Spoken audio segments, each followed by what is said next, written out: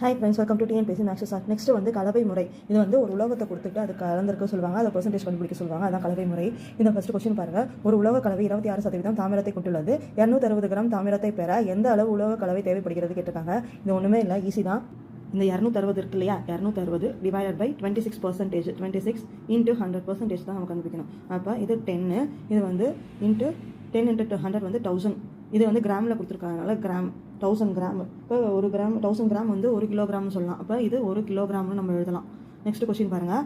8.5 kilogram எடை கொண்ட ஒரு உலோகப்பட்டையில் 85% வெள்ளி எனில் அந்த வெள்ளியின் எடையை காண்கன்னு கேட்டிருக்காங்க. இதுவும் அதே மாதிரி தான். இது பாயிண்ட் இருக்கிறதுனால நம்ம வந்து இதில் மாற்றிக்கிட்டு அப்போ தான் ஈஸியாக இருக்கும் நமக்கு. இப்போ 8.5 இன்ட்டு 1000 நம்ம போட்டோன்னா 8500 கிராம்னு கிடைக்கணும். கிராம்னு கிடைக்கும்போது நான் அதே சொன்ன மாதிரி தான் 85, இது வந்து கொஞ்சம் டிஃப்ரெண்ட்டாக இருக்கும், இன்ட்டு 85 டிவைடட் பை 100ன்னு போடணும். இது வந்து டிவைடில் வந்து வராது, ஏன்னா 85% கொடுத்துருக்காங்க. அதனால 85 டிவைட் பை 100 போடுறோம். இதை சிம்பிளை பண்ணால் 85 இன்ட்டு 85 வந்து நமக்கு 7225 கிடைக்குது.